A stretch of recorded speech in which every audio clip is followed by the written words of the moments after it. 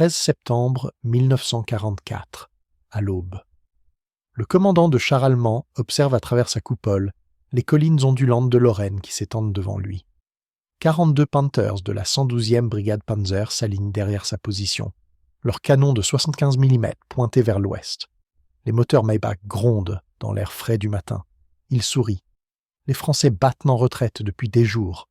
Aujourd'hui, ils vont les rattraper et les écraser. Il ne sait pas encore qu'avant le coucher du soleil, sa brigade n'existera plus. La 512e brigade Panzer est une unité nouvelle, formée en août 1944 avec l'élite des chars allemands restants. 90 Panthers flambant neufs, le meilleur tank moyen de la Wehrmacht. Leur blindage frontal de 80 mm peut résister aux obus de 75 mm des Shermans américains à presque toutes les distances de combat. Leur canon peut percer un Sherman à plus de 1000 mètres. Sur le papier, c'est un massacre annoncé. Les hommes de la brigade le savent. Ils ont passé les dernières semaines à poursuivre la 2e division blindée française à travers la Lorraine. La division du général Leclerc, équipée de Sherman américains, se replie constamment vers l'ouest. Les Allemands interprètent cela comme de la faiblesse. Chaque village abandonné, chaque position quittée pendant la nuit confirme leur certitude. Les Français fuient. Il suffit de les coincer pour les détruire. Le colonel von Usedom, commandant de la 112e brigade, a reçu ses ordres la veille au soir. Avancé vers Dompère, un petit village à 15 km à l'ouest. Les reconnaissances signalent des éléments français dans le secteur, probablement des arrière-gardes. Von Usedom planifie une attaque directe au lever du jour. Pourquoi s'embêter avec la subtilité quand on possède la supériorité technique absolue? Ce que von Usedom ne sait pas, c'est que les Français ne battront pas en retraite. Ils l'attirent dans un piège. Le colonel Paul de Langlade commande le Combat Command Langlade, un groupement tactique de la 2e DB. 48 ans, vétéran de la Première Guerre mondiale, il a combattu en Afrique du Nord et participé au débarquement de Provence. C'est un tacticien patient. Pendant une semaine, il a observé les Allemands les poursuivre avec une confiance croissante. Il a choisi son terrain avec soin. Dompère se trouve au centre d'un amphithéâtre naturel. À l'ouest du village, une crête domine la plaine de 200 mètres. Les pentes sont douces côté français, abruptes côté allemand. Langlade a positionné ses chars en ligne sur cette crête, coque cachée derrière la ligne de crête, seules les tourelles dépassant. Position hull down parfaite. Ces Sherman peuvent tirer tout en exposant le minimum de surface vulnérable. Il a placé 40 chars sur cette ligne. Derrière eux, sur la pente arrière, 8 canons automoteurs M-Dean Tank Destroyers avec leurs canons, de 76 mm. Plus loin encore, 3 batteries d'artillerie de 105 mm, préenregistrées sur les axes d'approche allemands. Le colonel Rémy, commandant le 501e régiment de chars de combat, coordonne les positions avec Langlade. Chaque chef de char connaît son secteur de tir. Chaque équipe d'artillerie a ses coordonnées mémorisées. Les Français attendent. Ils savent que les Panthers vont venir. Ils savent d'où ils vont venir. Et ils savent exactement ce qu'ils vont faire quand ils arriveront. À 6h30, la 112e brigade Panzer se met en mouvement. 3 colonnes de Panthers avancent vers Dompère à travers la brume matinale. Les commandants de chars scrutent le terrain à travers leurs périscopes. Les villages qu'ils traversent sont silencieux, abandonnés. Pas de résistance, exactement comme prévu. À 7h15, la colonne de tête émerge d'un petit bois à 3 km à l'est de Dompère. Le commandant de la compagnie de tête balaie l'horizon avec ses jumelles. Le village est là, tranquille dans la lumière du matin. Les collines derrière semblent désertes. Il ordonne d'avancer. C'est à ce moment que le piège se referme. Les premiers obus tombent avant que les Allemands ne voient d'où ils viennent. L'artillerie française ouvre le feu simultanément. 3 batteries tirant en salve coordonnée. Les explosions marchent à travers la colonne allemande avec une précision terrifiante. Ce ne sont pas des tirs d'exploration. Chaque salve tombe exactement sur les positions allemandes. Les Français ont préenregistré ces coordonnées pendant la nuit. Un Panther explose, touché directement sur le pont moteur. Un autre perd une chenille, immobilisé instantanément. Les commandants de chars allemands hurlent des ordres dans leur radio. « Dispersez-vous ! Trouvez les positions ennemies ! Avancez hors de la zone de tir !» Mais avancer signifie rouler vers Dompère, vers les collines, vers les Sherman invisibles qui attendent. Le commandant de la colonne de tête prend la décision fatale. Charger. Les Panthers sont plus puissants que n'importe quel char français. S'ils peuvent atteindre les positions ennemies, ils gagneront le duel. Il ordonne l'attaque. 14 Panthers surgissent de la fumée des explosions d'artillerie et foncent vers Dompierre. Leurs moteurs rugissent, leurs chenilles dévorent le terrain. Ils roulent à 40 km/h à travers les champs, leurs canons balayant les collines devant eux, cherchant des cibles. Ils ne voient rien. Les collines semblent vides. Puis, simultanément, 40 tourelles de Shermans apparaissent sur la ligne de crête. 40 canons de 75 mm pointent vers le bas, vers les Panthers qui chargent dans la plaine en contrebas. Les équipages français ont attendu ce moment exact. L'ennemi en mouvement, sur terrain découvert, à portée optimale. Langlade donne l'ordre. Feu. Le rugissement est assourdissant. 40. Canons tirent en une seule salve. Les obus traceurs dessinent des lignes de feu depuis la crête jusqu'aux Panthers en contrebas. La plupart des obus rebondissent sur le blindage frontal des Panthers, exactement comme prévu. Les Shermans ne peuvent pendant pas percer les Panthers de face à cette distance. Mais les Français ne tirent pas pour percer, ils tirent pour fixer. Les commandants de chars allemands réagissent instinctivement. Menace frontale, arrêtez-vous, faites face, tirez. Les 14 Panthers pilent, leurs chenilles creusant la terre. Les tourelles pivotent vers la crête. Les canons de 75 mm allemands, supérieurs, se préparent à détruire les Sherman insolents. C'est exactement ce que Langlade voulait. Des Panthers immobiles, de face vers la crête, flancs exposés. Sur les pentes latérales de l'amphithéâtre, cachés dans des positions préparées pendant la nuit, 2 pelotons de Shermans émergent. Ils ont attendu en silence pendant que leurs camarades sur la crête attiraient l'attention allemande. Maintenant, ils ont des tirs parfaits sur les flancs des Panthers. Le blindage latéral d'un Panther fait 40 mm. Un Sherman peut le percer à 600 mètres. Les Panthers brûlent. Le premier explose dans une boule de feu orange quand un obus perce son flanc et enflamme ses munitions. Le deuxième perd sa tourelle dans une explosion qui projette des débris à 50 mètres. Le troisième, le quatrième, le cinquième, ils s'embrasent l'un après l'autre, pris en tenaille entre les Sherman sur la crête et ceux sur les flancs. Les équipages allemands survivants tentent de pivoter pour faire face aux nouvelles menaces, mais les chars immobiles sont des cibles faciles. Les M10 Tank Destroyers, positionnés en surplomb, ajoutent leurs canons de 76 mm plus puissants. À cette distance, contre les flancs, ils percent les Panthers comme du papier. En 7 minutes, les 14 Panthers de la première vague sont détruits ou immobilisés. 7 brûlent avec leurs équipages piégés à l'intérieur. 4 autres sont abandonnés, leurs survivants fuyant à pied à travers les champs. 3 restent immobiles, leurs équipages morts aux commandes. La fumée noire des chars en feu monte dans le ciel matinal. Les Français sur la crête regardent, silencieux. Certains n'ont jamais vu une destruction aussi rapide et complète. Un sergent de char murmure « Mon Dieu !» Mais la bataille ne fait que commencer. Von Usedom, commandant la brigade depuis sa position de commandement 3 km en arrière, reçoit les rapports radio frénétiques. Embuscade, tir de flanc, perte lourde. Il ne comprend pas immédiatement. Comment les Français ont-ils pu préparer une position défensive aussi élaborée? Ils étaient censés battre en retraite. Il commet alors sa deuxième erreur. Il envoie des renforts. La logique militaire allemande est profondément ancrée. Quand une unité rencontre une résistance, on la renforce. On concentre la puissance de feu. On écrase l'opposition par la supériorité numérique et technique. Cela a fonctionné en Pologne, en France, en Russie. Cela devrait fonctionner ici. Von Usedom ordonne à ses 2 autres compagnies d'avancer vers Dompierre. 28 Panthers supplémentaires se mettent en route. Cette fois, il ordonne une approche plus prudente. Avancez par bonds. Utilisez la couverture. Localisez les positions ennemies avant de vous engager. Mais le terrain autour de Dompierre offre peu de couverture. Les Français ont choisi cet endroit précisément pour cette raison. Les Panthers doivent traverser des champs ouverts pour atteindre le village. Et les Français, depuis leur position dominante, voient à chaque mouvement. L'artillerie reprend. Les observateurs français, positionnés avec une vue parfaite sur les approches, dirigent le feu avec une précision chirurgicale. Les obus de 105 mm explosent au milieu des formations de Panthers. Un char touché directement s'arrête, sa tourelle tordue. Un autre perd une chenille, un troisième prend feu. Les Panthers survivants se dispersent, cherchant désespérément la couverture. Certains se dirigent vers un petit bois au sud. D'autres tentent d'utiliser un pli de terrain à l'est.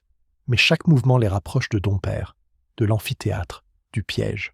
À 9h30, 18 Panthers atteignent la lisière est de Dompierre. Ils ont perdu 10 chars pendant l'approche. Les commandants allemands sont maintenant pleinement conscients qu'ils affrontent une défense préparée et coordonnée. Mais ils sont engagés. Reculer sous le feu d'artillerie serait aussi dangereux qu'avancer. Ils décident de contourner. Si les Français tiennent la crête à l'ouest, ils vont attaquer par le sud, flanquer la position, forcer les Français à se replier. Langlade observe leur manœuvre depuis son poste de commandement. Il sourit. Les Allemands font exactement ce qu'il a anticipé.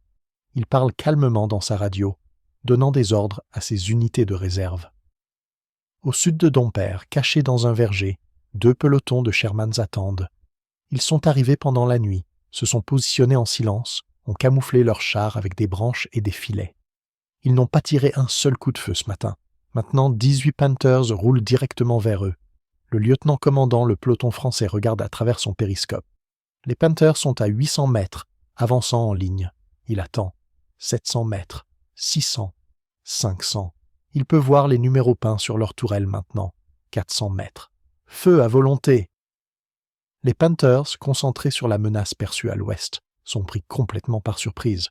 Les obus frappent leur flanc depuis une direction qu'ils ne surveillaient pas. 3 Panthers explosent instantanément. 4 autres s'arrêtent, touchés mais pas détruits. Les équipages allemands paniquent, leurs tourelles pivotant frénétiquement, cherchant d'où viennent les tirs. Mais les Sherman français sont bien positionnés, partiellement cachés par les arbres du verger. Les Panthers peuvent voir les éclairs des canons mais pas les chars eux-mêmes. Ils tirent dans la direction générale, leurs obus puissants arrachant des branches et pulvérisant des troncs mais manquant les cibles. Les Français, eux, tirent avec méthode. Chaque chef de char a choisi sa cible. Chaque tireur attend que son char soit immobile avant de tirer. Chaque obus est un tir délibéré, précis. Ce n'est pas un duel de supériorité technique, c'est une exécution. En 15 minutes, 12 des 18 Panthers sont détruits ou abandonnés. Les 6 survivants battent en retraite vers l'est, leurs commandants hurlant des rapports dans leur radio. Embuscade au sud, perte catastrophique, demandons instruction. Il est 10h15. La 112e brigade Panzer a perdu 43 chars en moins de 4 heures, plus de la moitié de sa force. Von Usedom, dans son poste de commandement, écoute les rapports avec une incrédulité croissante. Ce n'est pas possible. Les Panthers sont invincibles contre les Shermans. Les Français sont censés être inférieurs en nombre et en qualité. Comment peuvent-ils infliger de telles pertes? Il ne comprend pas encore que la supériorité technique ne signifie rien quand l'ennemi contrôle le terrain, possède l'initiative et a préparé chaque aspect de la bataille. Mais von Usedom est un officier allemand de 1944. Il a été formé dans une doctrine qui valorise l'offensive, l'audace, l'attaque. Retraité devant des Français dans des Shermans américains? Impensable. Il doit y avoir un moyen de percer. Il regarde sa carte. Il lui reste 47 Panthers opérationnels. Si les Français tiennent les approches ouest et sud de Dompierre, il va attaquer par le nord. Il ordonne à ses unités restantes de se regrouper et de préparer une nouvelle offensive. C'est sa 3e et dernière erreur. Langlade, depuis sa position, observe le regroupement allemand à travers ses jumelles. Il peut voir les Panthers se rassembler au nord-est, leur commandant probablement en train de planifier leur prochaine attaque. Il appelle son artillerie. Coordonnées Delta 4. Concentration de chars ennemis. Tir pour effet. Les batteries françaises ont attendu ce moment. Elles ont économisé leurs munitions pendant la matinée, tirant avec parcimonie. Maintenant, elles déversent tout ce qu'elles ont.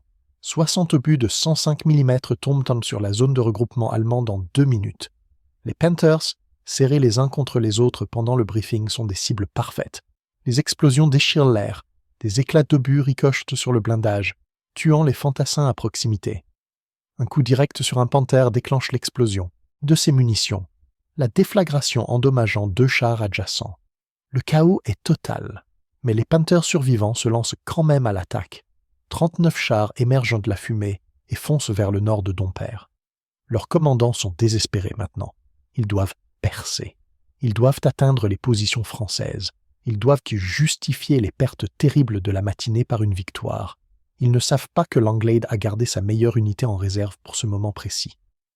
Le 12e régiment de chasseurs d'Afrique, équipé de Sherman et de quelques chars lourds M4A3E2 Jumbo, attend au nord de Dompierre depuis l'aube.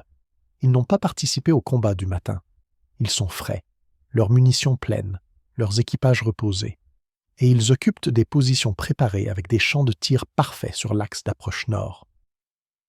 Quand les Panthers allemands émergent dans leur secteur, les chasseurs d'Afrique les laissent approcher. 1000 mètres, 900, 800. Les Panthers se roulent en formation serrée, cherchant la vitesse plutôt que la dispersion. Ils veulent traverser la zone dangereuse rapidement. À 700 mètres, les Français ouvrent le feu. Mais cette fois, ce ne sont pas seulement des tirs de flanc. Les chasseurs d'Afrique ont positionné leurs chars en arc, créant un feu croisé. Les Panthers sont pris dans un déluge d'obus venant de 3 directions. Le résultat est apocalyptique. En 5 minutes, 23 Panthers sont touchés. Certains explosent, d'autres s'arrêtent, fumant. D'autres encore tournent en rond, leurs chenilles endommagées, leurs équipages désorientés. Les commandants allemands crient des ordres contradictoires. Avancez, reculez, dispersez-vous, faites face aux menaces. Mais il n'y a pas de bonne réponse. Le piège est complet. Où qu'ils se tournent, les Panthers exposent leurs flancs vulnérables à une autre position française. L'amphithéâtre naturel autour de Dompierre est devenu un abattoir. À midi, c'est fini. Les 16 Panthers survivants battent en retraite vers l'est, abandonnant leurs camarades détruits ou immobilisés. Ils roulent aussi vite que leurs moteurs le permettent, leur commandant ne pensant qu'à une chose, s'échapper de cet enfer. L'artillerie française les poursuit pendant 3 kilomètres. 4 autres Panthers sont détruits pendant la retraite. Un 5e tombe en panne, son équipage l'abandonne et fuit à pied. À 13 ans, quand les derniers survivants atteignent les lignes allemandes, la 112e brigade Panzer compte exactement 11 Panthers opérationnels. Sur 90 chars engagés ce matin, 79 sont détruits, abandonnés ou gravement endommagés. La brigade a cessé d'exister en tant qu'unité de combat. Les Français, eux, ont perdu 7 Sherman détruits et 12 endommagés. Ratio de perte, 11 contre 1. Sur le champ de bataille autour de Dompierre, les Panthers brûlent. La fumée noire monte en colonnes épaisses, visible à des kilomètres. Les équipages français sortent prudemment de leur position, s'approchent des épaves encore chaudes. Certains Panthers ont leurs tourelles arrachées, projetées à plusieurs mètres. D'autres sont percés de multiples impacts, leurs flancs ressemblant à du gruyère. D'autres encore semblent intacts de l'extérieur, mais leurs équipages sont morts à l'intérieur, tués par la surpression d'une explosion proche.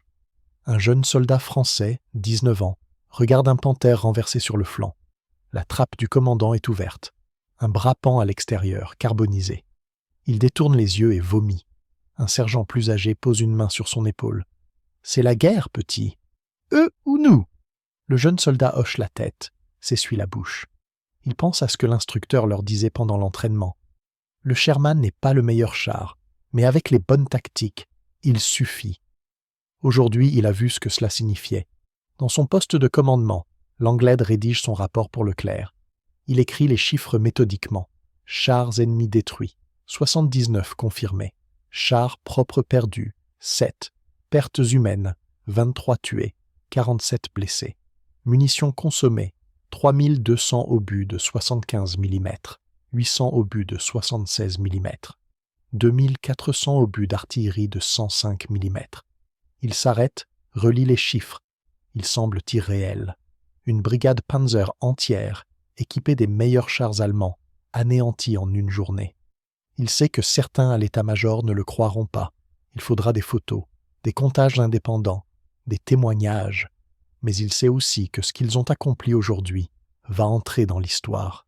Pas parce que les Français étaient plus courageux ou plus habiles individuellement que les Allemands, mais parce qu'ils ont compris quelque chose de fondamental. La guerre moderne ne se gagne pas seulement avec la meilleure technologie. Elle se gagne avec la meilleure préparation, le meilleur terrain, la meilleure coordination. Les Allemands sont arrivés ce matin, convaincus que leurs Panthers invincibles leur garantissaient la victoire. Ils sont repartis, ceux qui ont survécu, ayant appris que la confiance sans intelligence tactique mène au massacre. Le colonel Rémy rejoint Langlade dans son poste de commandement. Les deux hommes se serrent la main sans un mot. Ils sont épuisés. La tension de la bataille, l'attente pendant les heures de préparation nocturne, l'intensité des combats, tout cela les rattrape maintenant. « Combien de temps avant qu'ils reviennent ?» demande Rémy. Langlade secoue la tête. « Ils ne reviendront pas, pas ici. Nous avons détruit une brigade entière. Il leur faudra des semaines pour reconstituer une force équivalente. Et d'ici là, nous serons loin. Il a raison. La 112e brigade Panzer ne sera jamais reconstituée. Les survivants sont dispersés dans d'autres unités. L'état-major allemand classe la brigade comme « détruite au combat » dans ses rapports. Le nom disparaît de l'ordre de bataille. Pour les historiens militaires d'après-guerre, Dompierre devient un cas d'école. Il l'étudie dans les académies militaires, analyse les décisions de Langlade, décortique les erreurs allemandes. Les chiffres sont répétés encore et encore. 79 Panthers détruits en une journée. Le pire ratio de perte de chars par rapport au temps jamais infligé aux Allemands sur le front occidental. Mais les chiffres ne racontent pas toute l'histoire. Ils ne disent pas comment Langlade a passé 3 nuits sans sommeil à préparer ses positions. Ils ne mentionnent pas les patrouilles françaises qui ont risqué leur vie pour cartographier le terrain dans l'obscurité. Ils n'expliquent pas comment chaque chef de char français a mémorisé son secteur de tir, comment chaque observateur d'artillerie a préenregistré ses coordonnées, comment chaque unité savait exactement quoi faire et quand le faire. La victoire de Dompierre n'est pas un miracle. C'est le résultat d'une préparation minutieuse, d'une compréhension profonde du terrain, d'une coordination impeccable et d'une exploitation intelligente des faiblesses de l'ennemi. Les Allemands sont arrivés avec de meilleurs chars. Les Français sont repartis avec une victoire écrasante. Dans les jours qui suivent, les équipes de récupération françaises examinent les épaves de Panthers. Les techniciens mesurent l'épaisseur du blindage, étudient les systèmes de transmission, analysent les canons. Ils confirment ce que tout le monde savait déjà. Techniquement, le Panther est supérieur au Sherman dans presque tous les domaines. Mais ils trouvent aussi des faiblesses. Le blindage latéral est trop mince. La transmission est complexe et fragile. Le moteur est puissant, mais sujet aux pannes. Et surtout, le char est conçu pour des combats en terrain ouvert, pas pour des embuscades en terrain vallonné. Un ingénieur français écrit dans son rapport « Le Panther est un excellent char pour la guerre que les Allemands veulent mener. Mais nous ne leur permettons pas de mener cette guerre. Nous les forçons à combattre dans des conditions où leurs avantages techniques deviennent des handicaps. » C'est la leçon de Dompierre. La guerre n'est pas un duel de technologie dans des conditions de laboratoire. C'est un affrontement de volonté, d'intelligence, de préparation. Le meilleur équipement perd face aux meilleures tactiques. Les survivants allemands de la 112e brigade racontent des histoires différentes. Certains blâment von Usedom pour ses attaques frontales répétées. D'autres accusent le renseignement d'avoir sous-estimé les forces françaises.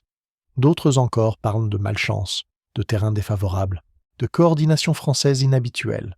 Mais un jeune lieutenant, l'un des rares commandants de Panther à avoir survécu à toute la journée, écrit dans son journal une observation plus lucide. « Nous sommes arrivés comme des chasseurs poursuivant une proie blessée.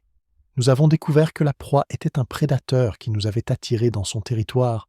Nous avons payé notre arrogance avec le sang de nos camarades. Il a 23 ans. Il survivra à la guerre. 50 ans plus tard, lors d'une conférence d'historiens militaires, il rencontrera un vétéran français de Dompierre. Les deux hommes, maintenant dans leurs 70 ans, parleront de cette journée de septembre 1944. Le Français demandera « Qu'avez-vous ressenti quand vous avez compris que c'était un piège ?» L'Allemand réfléchira longuement avant de répondre « La terreur, puis la colère contre nous-mêmes. Nous aurions dû le voir venir. Tous les signes étaient là. Votre retraite était trop ordonnée. Vos arrière-gardes se repliaient toujours vers le même secteur. Mais nous étions tellement convaincus de notre supériorité que nous n'avons pas voulu voir. Et maintenant, avec le recul, maintenant je comprends que nous avons perdu la guerre à Dompierre. Pas littéralement. La guerre a continué 8 mois de plus, mais symboliquement. Ce jour-là, nous avons appris que même nos meilleures armes, nos meilleures unités, nos meilleures tactiques ne suffisaient plus. Vous aviez appris à nous battre, et une fois que vous saviez comment, notre défaite était inévitable. Le 13 septembre 1944 au soir, alors que le soleil se couche sur Dompierre, le champ de bataille est silencieux. Les tirs ont cessé. Les moteurs se sont tus. Seules les flammes continuent de crépiter dans les carcasses des Panthers. Des soldats français montent la garde autour du périmètre. Certains écrivent des lettres à leurs familles, d'autres nettoient leurs armes, d'autres encore dorment, épuisés par la tension de la journée. Personne ne célèbre bruyamment.